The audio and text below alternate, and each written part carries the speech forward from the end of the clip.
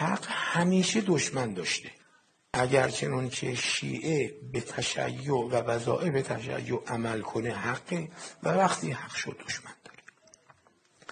اینم باز تو پرانتز بگم که باید نیست توجه داشته باشید.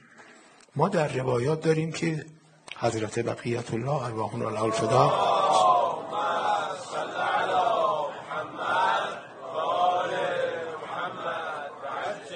وقتی که ظهور می‌فرماید در یمن ظهور می‌فرماید و در یکی از روستاهای یمن و یک اصحابش از اطراف دنیا با تحیل ارض مشرف میشن خدمت ایشون و ایشون اونجا تشکیل لشکر میده، 10 تا لشکر، هر لشکری 10,000 تا و بیشتر فرماندهان لشکر اون حضرت هم از ایرانی ها هستند.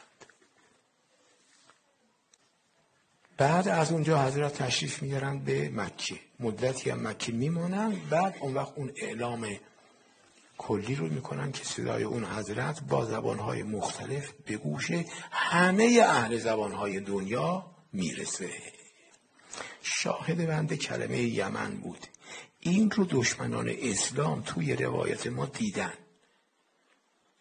این بدبختا چون دشمن حق هستند، همین وهابی‌ها، اینها از مال خودشون و مال ملتشون و جان خودشون و جان ملتشون، حالا جان خودشون که نه، جان ملتشون دارن خرج میکنن که این یمن رو بکوبن چیزی ازش باقی نمانه که حضرت اونجا تشریف نبرن. چقدر نادونن در مقابل اراده حق.